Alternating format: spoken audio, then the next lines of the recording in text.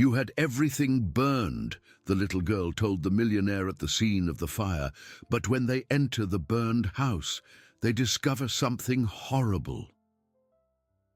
The smell of ashes still lingered in the air when David Sterling parked his black Mercedes on the corner of Willow Creek Drive in the Hope's End neighborhood. At 52, he hadn't returned to that place in 3 decades. But his construction business required his presence to evaluate a plot of land that could become his next venture. The simple houses and cobblestone streets seemed frozen in time, brutally contrasting with the elegant man who stepped out of the imported car, adjusting his Italian suit as he observed the familiar yet strange landscape. That's when he heard the crying. A desperate sound that cut through the afternoon silence like a blade coming from a few meters ahead. David walked towards the sound and was faced with a scene that made his blood run cold. The smoking ruins of a modest house with blackened bricks scattered across the yard and wooden structures still releasing smoke. In the midst of that destruction, a girl of about 4 was crying inconsolably. Her clothes dirty with soot, her curly hair disheveled, and her green eyes shining with tears. It was him. It was the bad man who ordered everything to be burned. The child screamed, pointing a trembling little finger at a tall, well-dressed man talking to 2 firefighters a few meters away. David immediately recognized the imposing figure of Tony Onyx, the real estate magnate who controlled half of Denver's developments. Onyx gestured calmly, his confident posture contrasting with the desperation of the girl who accused him. "No one believes me," the child sobbed when she noticed David watching her. "They say I'm too little to understand, but I saw everything. I saw when the bad man spoke to my mom and she got very scared." David knelt to the girl's level, feeling a strange familiarity in those green eyes that reminded him of something he preferred to keep buried in his memory. "What's your name, little one?"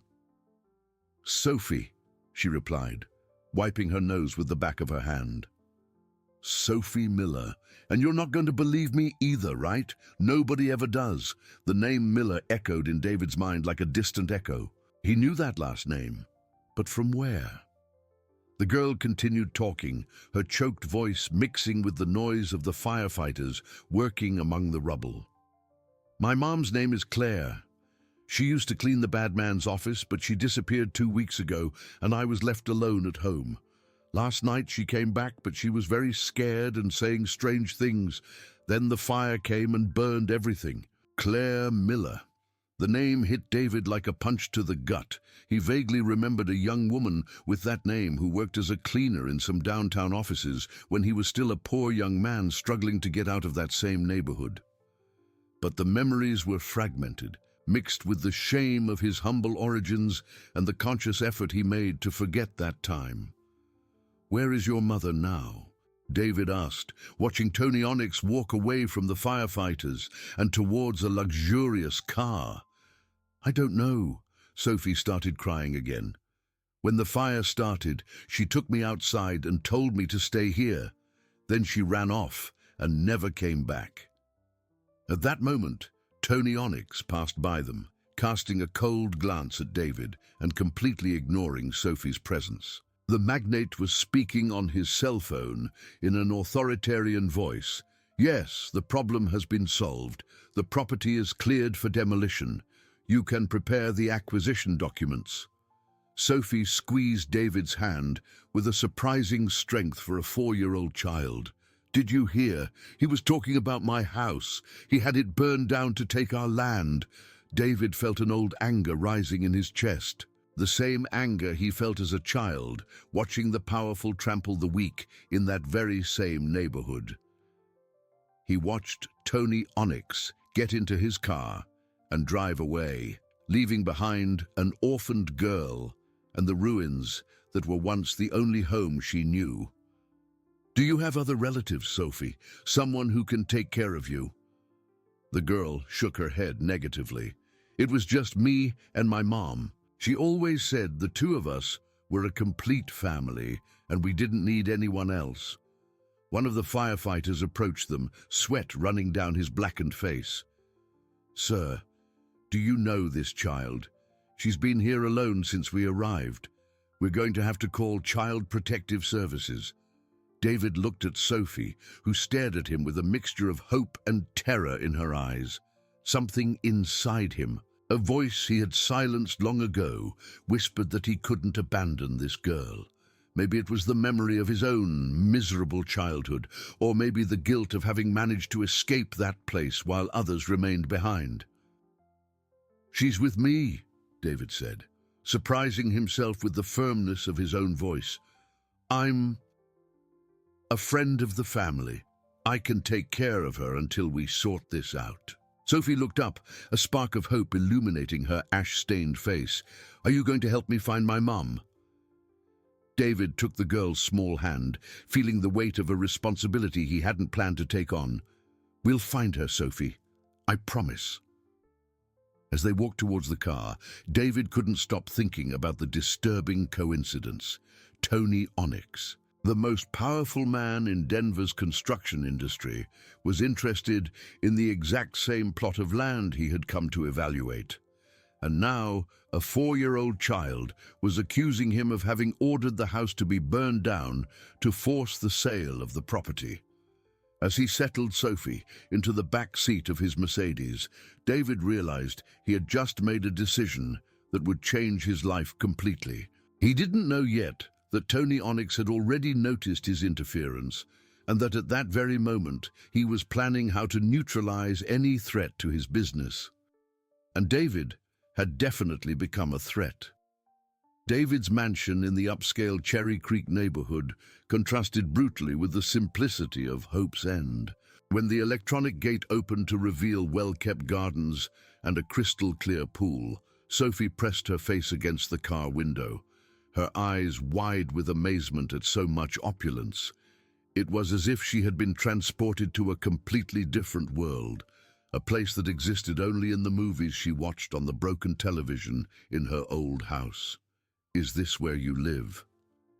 she asked in a small voice, almost whispering as if afraid to break something just by speaking. "It is," David replied, parking in the spacious garage. "And now you'll be staying here for a while too." Rebecca Sterling was waiting at the main entrance, her arms crossed and an expression of disapproval marking her elegant face. At 45, David's sister-in-law managed the construction company with an iron fist and did not tolerate impulsive decisions, especially those that could compromise the family's reputation, which had taken so much work to build. "David, what is the meaning of this?" Rebecca asked, observing the soot-stained child hiding behind her brother-in-law's legs. "You simply disappear for hours and come back with a strange girl." David guided Sophie into the house, passing through the living room decorated with imported furniture and expensive works of art. "Rebecca, this is Sophie. Her house was burned down today and she has nowhere to go. I'll take care of her until we sort this out. We sort this out." Rebecca followed them, her voice rising an octave. "David, have you lost your mind? We can't just pick up children from the street as if they were stray dogs. We have responsibilities, multi-million-dollar contracts, an image to maintain." Sophie shrank even more, feeling the hostility in the elegant woman's voice. Her dirty clothes seemed even more out of place in that luxurious environment, and she began to wonder if it wouldn't be better to go back to the ruins of her old house. "The girl stays," David declared with a firmness that surprised even himself. "Prepare one of the guest rooms. She needs a bath, clean clothes, and food." Rebecca narrowed her eyes, recognizing the tone her brother-in-law only used when he was absolutely determined about something. "Very well, but I want a full explanation for this madness. And if I find out you're putting our company at risk because of an emotional impulse—" "It's not an impulse," David interrupted. "It's the right thing to do." 2 hours later, Sophie emerged from the bath completely transformed. Her curly hair, now clean and shiny, framed her delicate face, revealing features David hadn't been able to notice before. Dressed in a children's outfit that the housekeeper had bought in a hurry, the girl looked like a completely different child from the one he had found among the wreckage. During dinner in the formal dining room, Sophie ate silently, watching every move of David and Rebecca as if she were studying a foreign ritual. The silver forks, the porcelain plates, the formal way they addressed each other, everything was new and intimidating. "Sophie," David said softly, "can you tell me more about your mother? When was the last time you saw her?" The girl stopped eating, her little hands trembling slightly as she held the fork. She came home very late 2 days ago. She was crying a lot and said the bad man had found out something she wasn't supposed to know. "What kind of thing?" David asked, feeling Rebecca tense in her chair beside him. "I don't really know," Sophie frowned, trying to remember, but she had some papers hidden under the mattress. Papers that she said proved the bad man was stealing people's houses. Rebecca let out an exasperated sigh. "David, are you really believing the fantasies of a traumatized child? Tony Onyx is one of the most respected businessmen in the city. He doesn't need to steal anything from anyone." "My mom didn't lie," Sophie protested, her green eyes shining with indignation. "She showed me the pictures she took at his office. There were fake signatures and dates that didn't add up." David leaned forward, interested. "What kind of pictures, Sophie?" "Pictures of documents. My mom always carried her phone in her uniform pocket and took pictures when he wasn't looking. She said that one day it could be important. And where are those pictures now?" Sophie lowered her head, tears starting to stream down her face again. They burned with everything else. Mom's phone was on the dresser in the bedroom. That night, after Sophie had fallen asleep in the guest room, the first room of her own she'd ever had, David locked himself in his office and started making calls. He needed to know more about Tony Onyx, about his methods of acquiring properties in Hope's End, and especially about the whereabouts of Claire Miller. His first call was to Mark Evans, a private investigator he had used in previous cases involving construction fraud. The second was to Dr. Henry Lee, a real estate lawyer who could investigate Tony Onyx's recent transactions without raising suspicion. "David, it's almost midnight," Dr. Lee complained when he answered. "Can't this wait until tomorrow? I need you to investigate all of Tony Onyx's acquisitions in Hope's End over the last 2 years," David said. "I want to know how he managed to buy so many properties for such low prices. That's going to be expensive. And why the interest? Are you planning to invest in the area?" David hesitated for a moment, looking through the office window at the room where Sophie was sleeping. "Let's just say it's a personal matter, very personal." Meanwhile, a few miles away, Tony Onyx was walking through his company's office, looking out at the city of Denver through the top-floor windows. At 58, he had built a real estate empire through methods he preferred not to discuss in detail, and he would not allow anyone to threaten what had taken him decades to build. "Mr. Onyx," his assistant Sandra Morris said, entering the room with a folder in her hands. "I got the information you asked for on David Sterling." Tony took the folder and flipped through it quickly. Successful developer, estimated fortune of 50 million, born in Hope's End but moved away young. "Interesting. There's more," Sandra continued. "He was at the scene of the fire today and left with the child. My contacts in the area confirmed that he took the girl to his house." Tony slammed the folder shut, a vein popping in his forehead. "He took Sophie. Why?" "We're not sure. But this could become a problem if the child keeps repeating her accusations." Tony walked to his desk and opened a drawer, pulling out a business card. "Contact this man. Tell him we have a problem that needs to be solved discreetly, and I want detailed information on all of David Sterling's movements." "And what about the child?" Tony smiled coldly, a smile that didn't reach his eyes.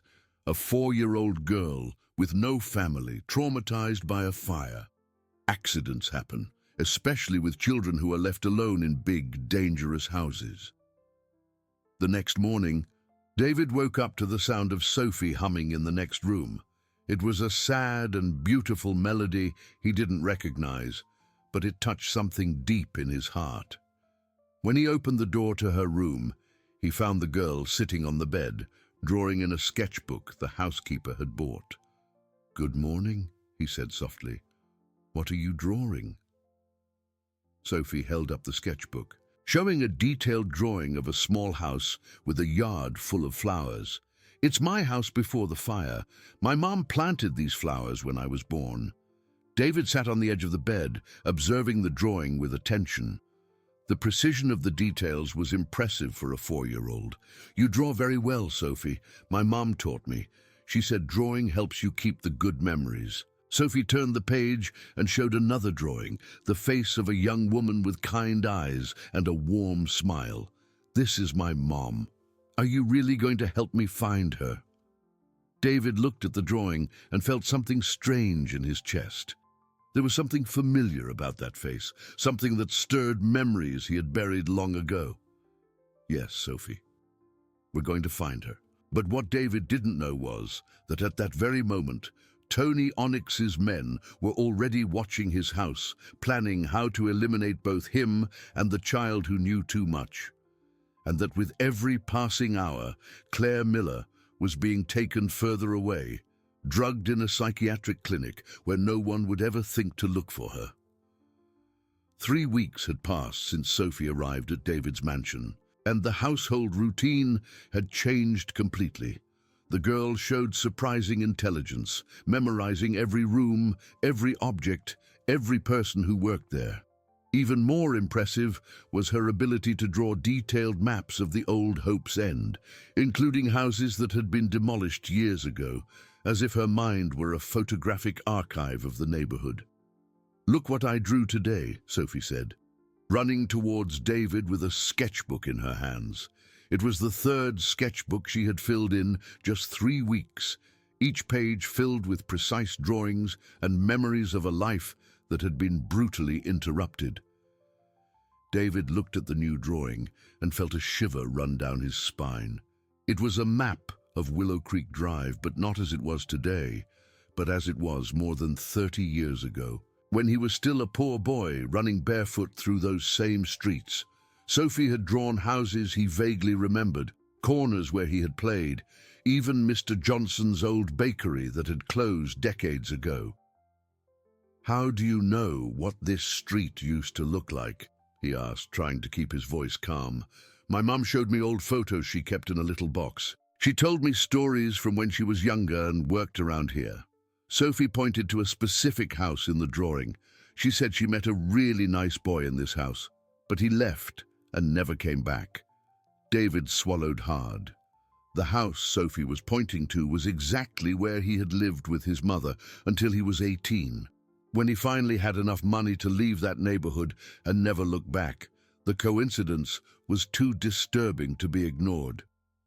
At that moment, Rebecca entered the room with an expression even more severe than usual. In her hands, she carried a bulky folder and a look that promised a confrontation. "David, I need to talk to you. Now," she said, casting a meaningful glance at Sophie. "In private." David asked the housekeeper to take Sophie to play in the garden and followed Rebecca to his office. His sister-in-law slammed the door and threw the folder on the table, documents scattering. "Do you know how much you've already spent on these crazy investigations into Tony Onyx?" she asked, pointing to the invoices. $200,000. $200,000 investigating one of the most powerful men in the city because of the delusions of a traumatized child.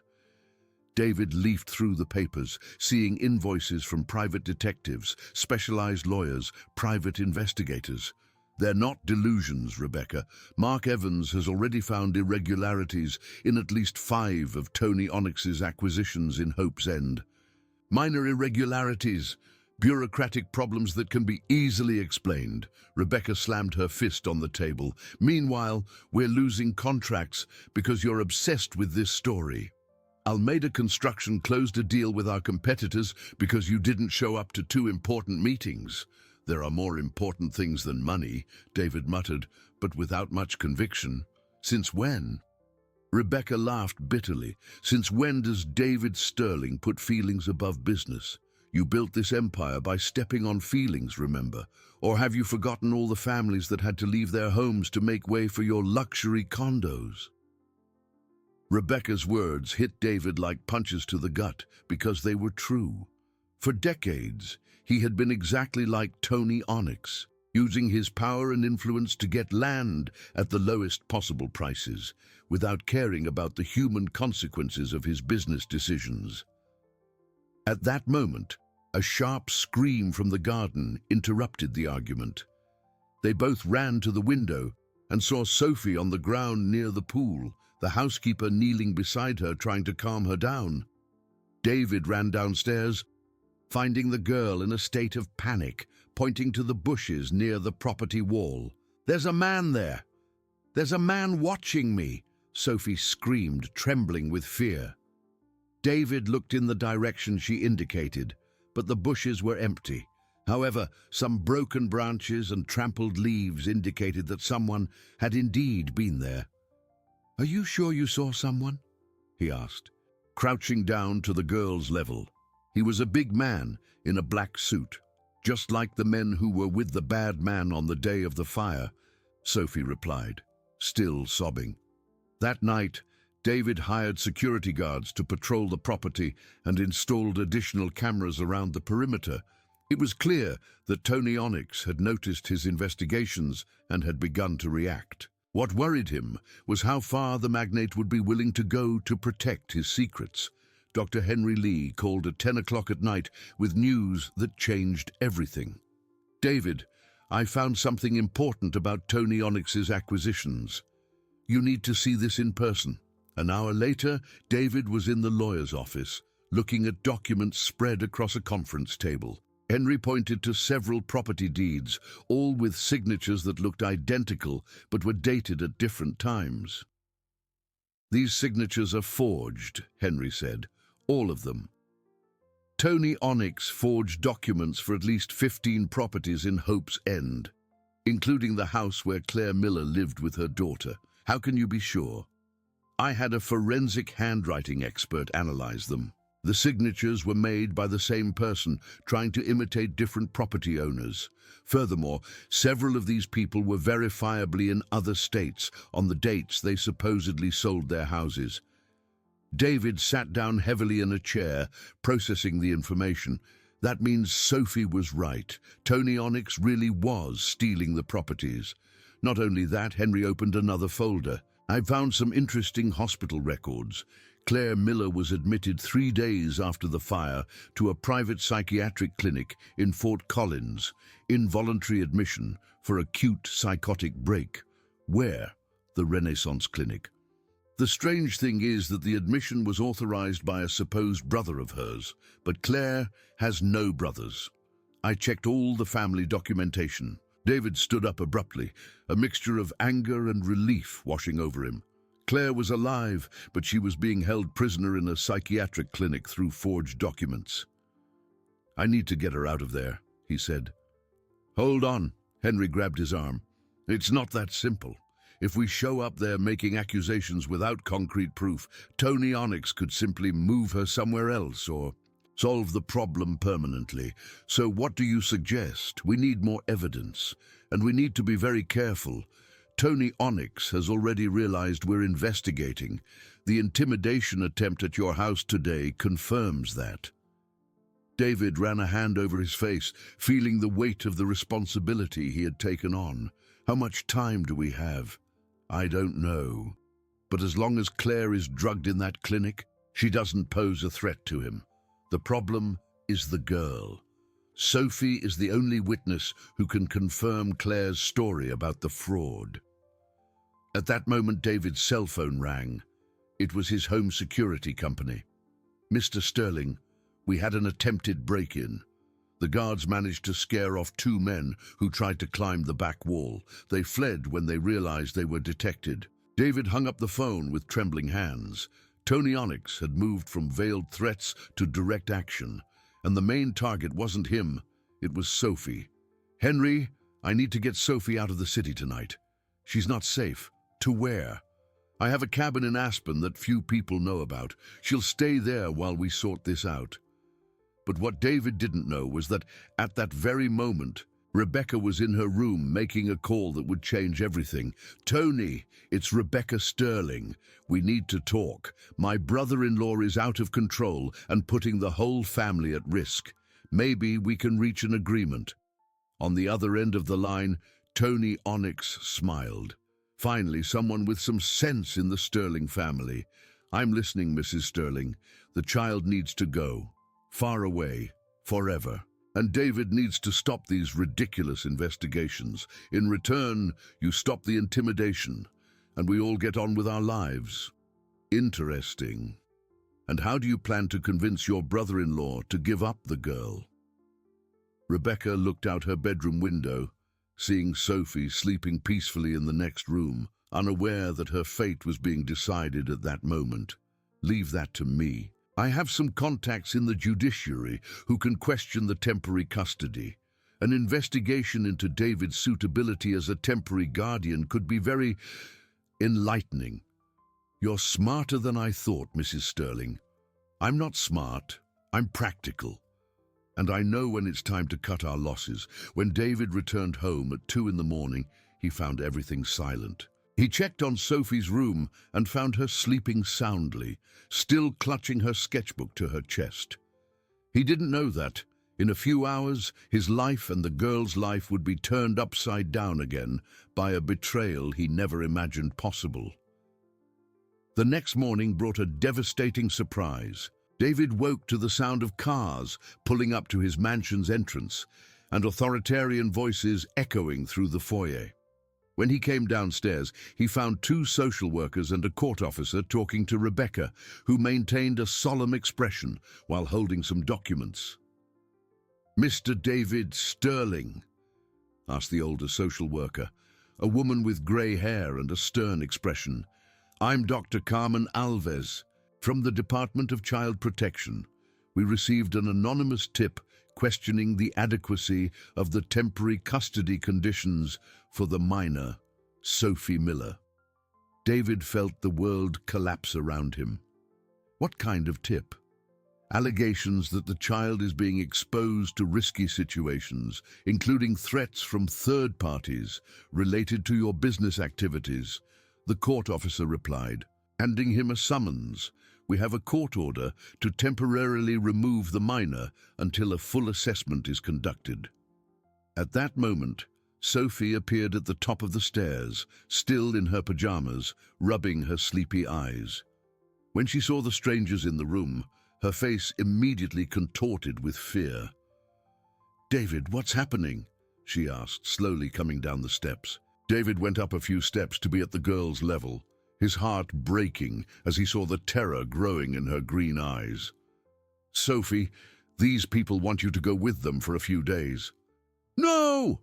the girl screamed, clinging to David's arm. "I don't want to leave.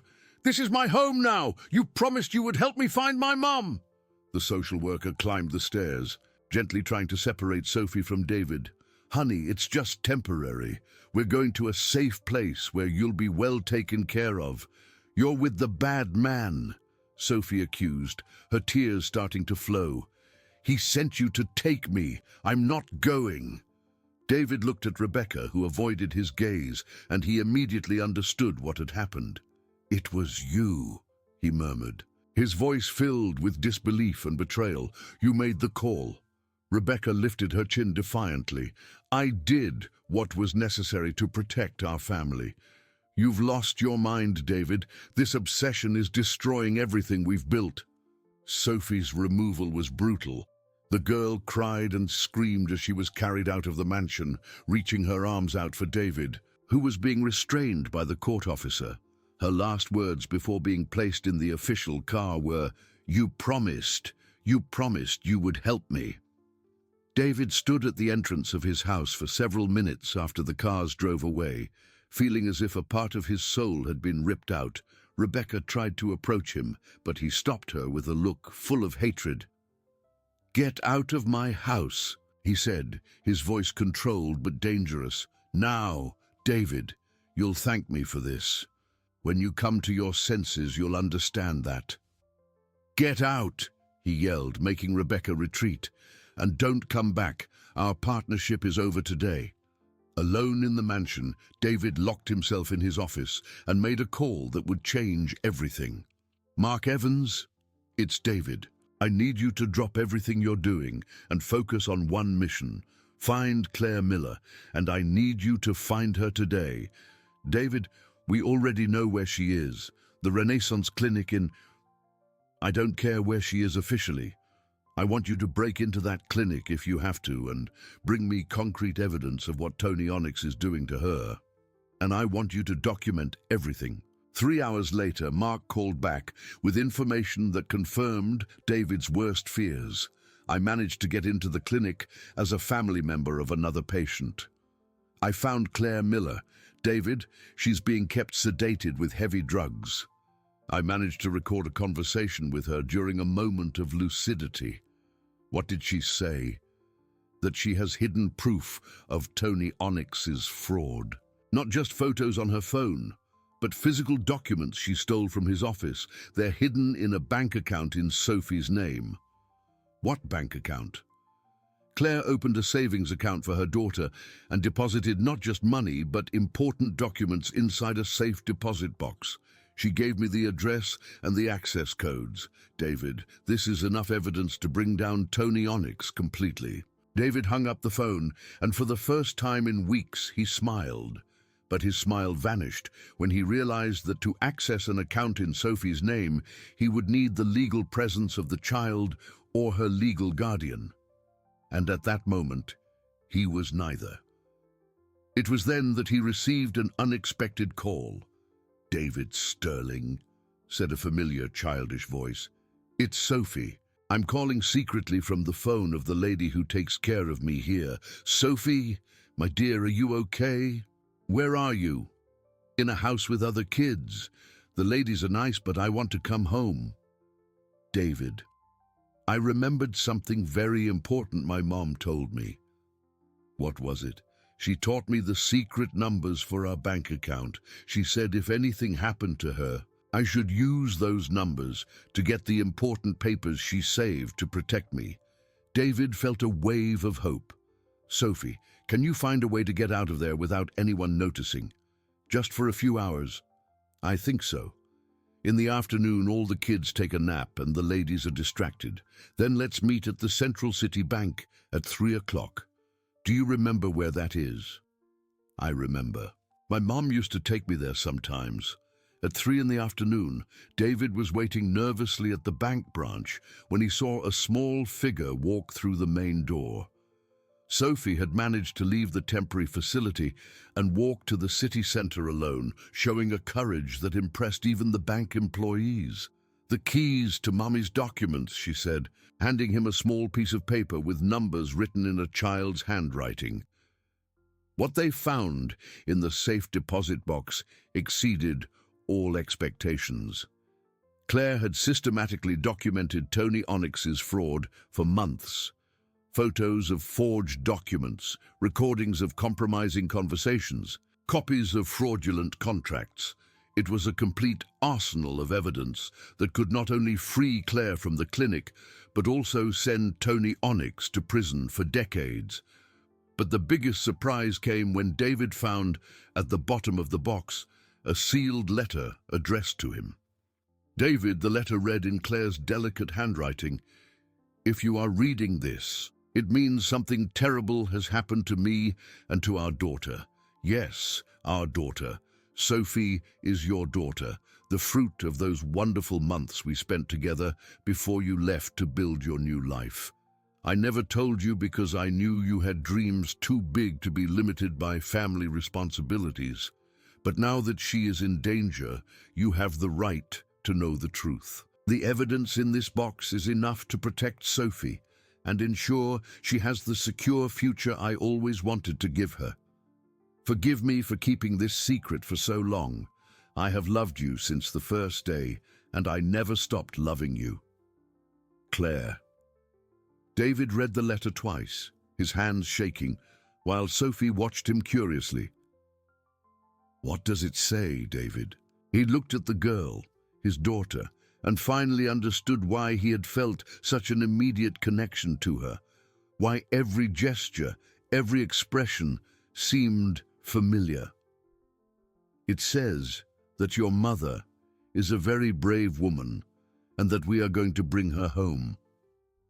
With the evidence in hand, David enlisted Dr. Henry Lee's help to present everything to the district attorney's office.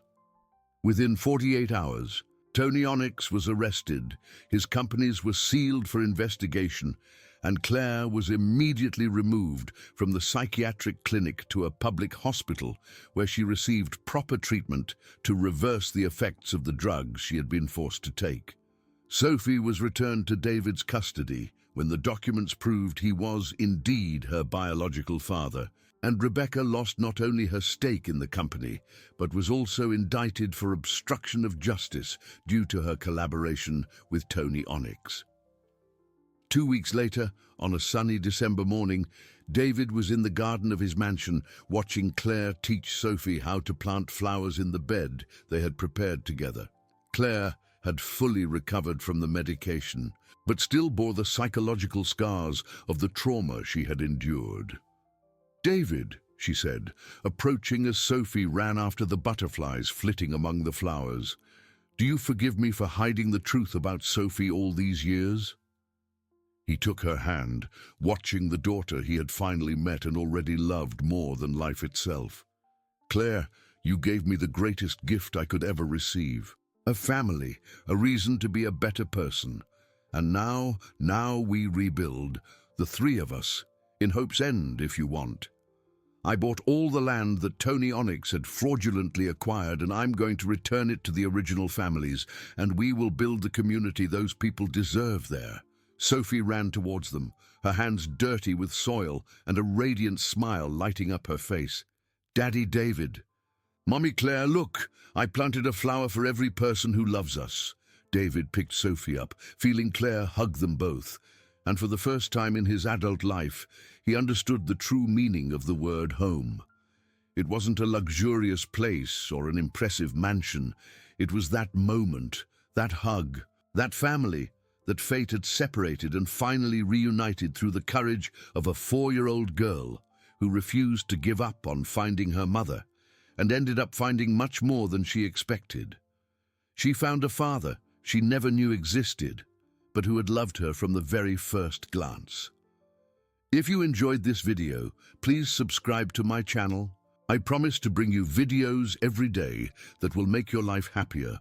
Comment what you thought of my story, giving it a score from 0 to 10, and thank you very much.